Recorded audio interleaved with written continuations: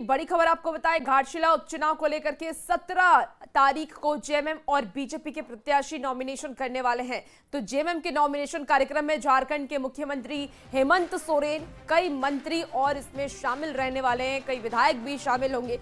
साथ ही बीजेपी के नॉमिनेशन कार्यक्रम में भी कई दिग्गज नेता शामिल होंगे। आपको बता दें कि घाटशिला उपचुनाव को लेकर के 11 नवंबर को मतदान और 14 नवंबर को गिनती होनी है। बड़ी खबर आपको घाटशिला उपचुनाव से जुड़ी हुई बता रहे हैं, जहां 17 तारीख को जेएमएम और बीजेपी के प्रत्याशी नॉमिनेशन करने वाले हैं। जेएमएम के नॉमिनेशन कार्यक्रम में झारखंड के मुख्यमंत्री हेमंत सोरेन और कई मंत्री, इसके साथ ही विधायक भी शामिल होने वाले हैं। और साथ ही साथ बीजेपी के नॉमिनेशन कार्यक्रम में भी कई दिग्गज नेता शामिल होंगे। तो बता दें कि बाबूलाल सोरेन बीजेपी की तरफ से प्रत्याशी है और जेएमएम से सुमेश सोरेन प्रत्याशी है।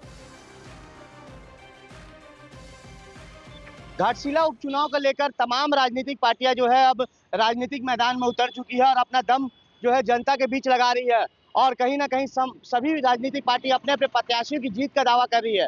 आपको बता दूं कि झारखंड मुक्ति मोर्चा और भारतीय जनता पार्टी के बीच टक्कर का मुकाबला का अनुमान लगाया जा रहा है, जहां दोनों प्रत्याशी जो है कल नॉमिनेशन करेंगे और 11 तारीख को मतदान होगा और 14 तारीख को इस मतदान का रिजल्ट निकलेगा। मगर कहीं ना कहीं अब दोनों राजनीतिक पार्टियों के बीच आरोप प्रत्यारोप का दौर भी शुरू है। मगर कल जो नॉमिनेशन होने जा रहा है, झारखंड मुक्ति मोर्चा की ओर से उनके प्रत्याशी सोमेश सोरेन नॉमिनेशन करेंगे और इस नॉमिनेशन कार्यक्रम में झारखंड के मुख्यमंत्री हेमंत सोरेन समेत तमाम विधायक और मंत्री मौजूद रहेंगे, जहां मुख्यमंत्री हेमंत सोरेन घाटशिला के लोगों को संबोधित भी करेंगे। तो वहीं दूसरी तरफ भारतीय जनता पार्टी के प्रत्याशी बाबूलाल सोरेन भी नॉमिनेशन करेंगे और इस दौरान भारतीय जनता पार्टी के कई दिग्गज नेता भी इस नॉमिनेशन कार्यक्रम में शामिल होंगे। तो कहीं ना कहीं दोनों पार्टियां अपने अपने ताकत झोंक रही है चुनाव में और अपने अपने जीत का दावा कर रही है। मगर 14 नवंबर को ही पता चलेगा कि जनता किस प्रत्याशी को अपना जीत का ताज पहना रही है। न्यूज़ 18 के लिए जमशेदपुर से आशीष कुमार तिवारी। देखिए, घाटशिला उपचुनाव को लेकर के रणनीति बनाने का दौर लगातार जारी है। इस चुनाव में दो युवा सोरेन आमने सामने हैं। उपचुनाव को लेकर के राजधानी में सीएम आवास पर जेएमएम विधायकों की बैठक चल रही है और इस बैठक में घाटशिला उपचुनाव को लेकर के रणनीति तैयार की जा रही है। बैठक में शामिल होने को लेकर के सुबह 11 बजे से ही जेएमएम कोटे के मंत्री और विधायकों का सीएम आवास पहुंचने का सिलसिला शुरू हो गया है। जेएमएम इस चुनाव को विश्वासघात से जोड़ करके बता रही है।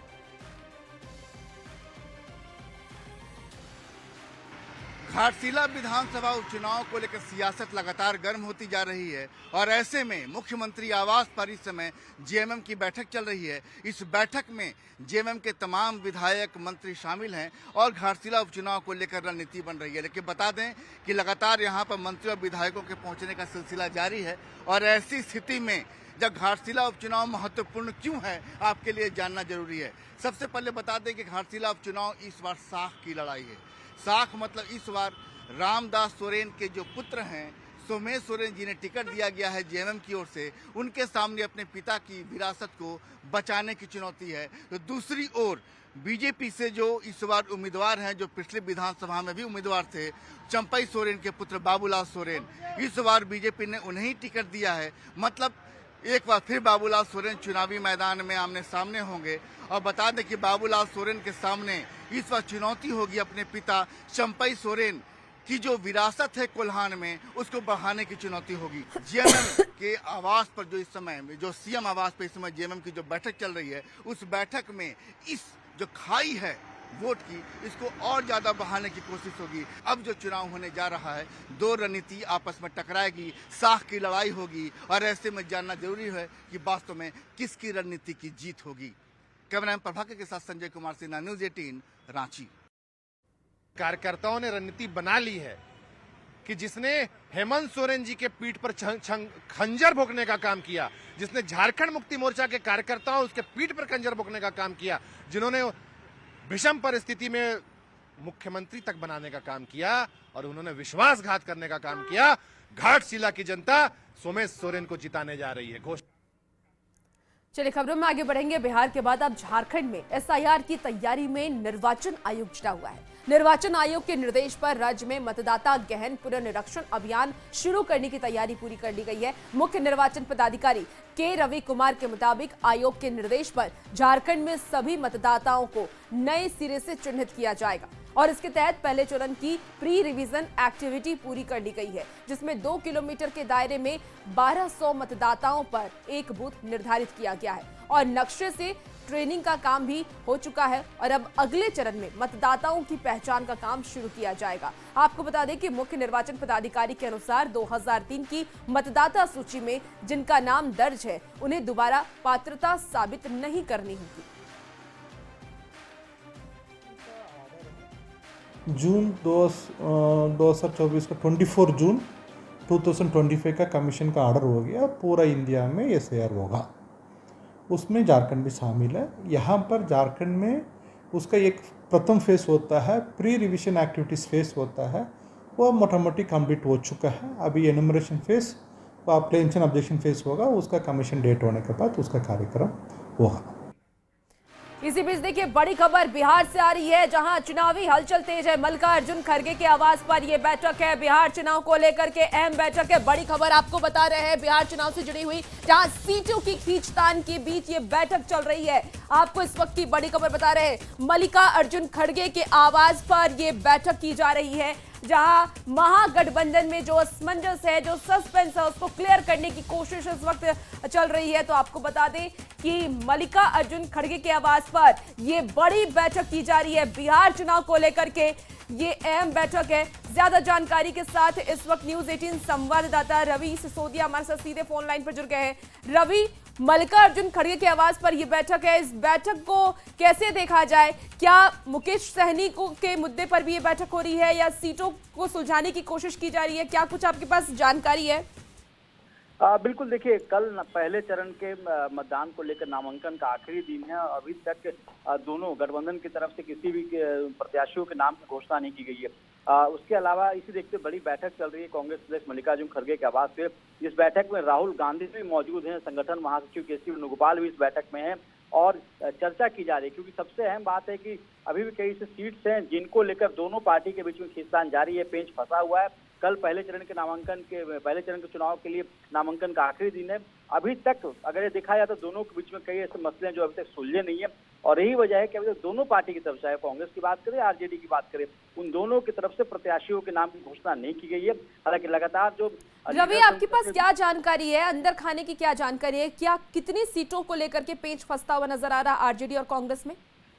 देखिए करीब 7 से 8 ऐसी सीट हैं जिनको लेकर अभी विवाद है और ये माना जा रहा है कि उन सीट पे दोनों पार्टियां अपना दावा कर रही है। हालांकि कहा जा रहा है कि उसमें से करीब 3 सीटों को सुलझा लिया गया, लेकिन 4 ऐसे सीट्स अभी भी हैं जिनको लेकर आरजेडी भी दावा कर रही है कि वो सीट वो चाहती है और कांग्रेस कह रही है कि उनकी ट्रेडिशनल सीट है, परंपरागत सीट है और वो सीट छोड़ने को राजी नहीं है। जिस तरह से बछवाड़ा में देखने को मिला कि जहां कांग्रेस ने अपना उम्मीदवार उतारा और लेफ्ट की तरफ से भी उम्मीदवार की घोषणा की गई थी, तो ये गठबंधन के लिए अच्छे संकेत नहीं मान रही और यही वजह है कि बैठक हो रही है, बड़ी बैठक है और उस बैठक के बाद ये माना जा रहा है कि आगे आने वाले जो भी मुद्दे हैं उसको सुलझाए जाएंगे, क्योंकि कोशिश की जा रही है कि जो भी इश्यूज हैं उसको जल्दी सुलझाया जाए, क्योंकि अभी तक ना ही उम्मीदवारों के नाम की घोषणा की जा चुकी है और ना ही सीट शेयरिंग में कितने सीट्स दोनों को मिलने उसकी घोषणा हो पाई है। ठीक है, बिल्कुल रवि, देखना बेहद ही दिलचस्प भी हो गया है कि महागठबंधन में सीटों के फॉर्मूले को कब तक सुलझाया जाता है। बहुत शुक्रिया रवि तमाम जानकारी के लिए। चलिए खबर अब झारखंड से आ रही है, जहां खबर पलामू से है।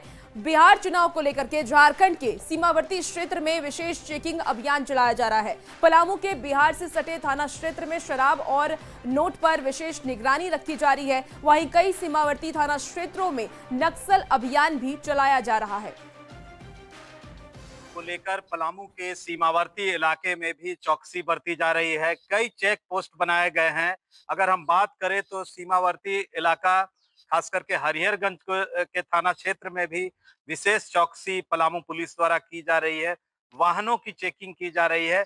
इसके अलावे जो हुसैनाबाद का इलाका है वो बिहार से सटा इलाका है, तो हुसैनाबाद अनुमंडल क्षेत्र में भी पुलिस लगातार वाहन चेकिंग अभियान चला रही है। उसके अलावे भी उन इलाकों में नक्सलियों के खिलाफ भी अभियान चलाई जा रही है। तो आपको बता दूं कि जो बिहार से सटा इलाका है वो मनातू थाना क्षेत्र का इलाका है, वो नवडीहा बाजार थाना क्षेत्र का इलाका है, जबकि हरिहरगंज जो थाना है, ठीक थाना के पास ही चेक पोस्ट बनाए गए हैं, क्योंकि वो सीमावर्ती इलाका है, बिहार के औरंगाबाद जिला हरिहरगंज से सटता है। तो पूरी तरह से पलामू पुलिस भी अलर्ट मोड में है, चूंकि बिहार सरकार और बिहार राज्य के अधिकारियों के साथ बैठक भी की गई थी और चुनाव में सुरक्षा को लेकर के जो रणनीति तय की गई थी वो कहीं ना कहीं उसको लेकर के जो है पूरी तैयारी की गई है और पलामू पुलिस पूरी तरह से अलर्ट मोड में है। नीलकमल, न्यूज़ 18 पलामू। इसी बीच देखिए खबर अब हजारीबाग से है, जहां बिहार विधानसभा चुनाव को लेकर के पुलिस पूरी तरीके से अलर्ट मोड पर आ गई है। झारखंड बिहार की सीमा पर स्थित चौपारण चोरदाहा चेकपोस्ट पर सुरक्षा व्यवस्था कड़ी कर दी गई है। हजारीबाग पुलिस की देखरेख में मजिस्ट्रेट की मौजूदगी में वाहनों की गहन जांच की जा रही है। आने जाने वाले लोगों से पूछताछ की जा रही है ताकि संदिग्ध गतिविधियों को रोका जा सके। वहाँ पे 24/7 हम लोग चेकिंग कर रहे हैं। वहाँ पे कैमरे वगैरह की व्यवस्था की गई है, मजिस्ट्रेट और फोर्स का डिप्लॉयमेंट किया गया है। और मैं ये भी आप लोगों को बता दूं कि अभी एक सप्ताह के अंदर में ही हम लोगों का काफ़ी अच्छा वहाँ से सीजर और रिकवरी है, जिसमें एक बार हम लोगों ने 16.5 लाख रुपए भी हम लोगों ने वहाँ सीज़ किया। इसके अलावा पूर्व में हम लोगों ने कुछ ये अवैध मादक पदार्थ भी हम लोगों ने सीज़ किया था।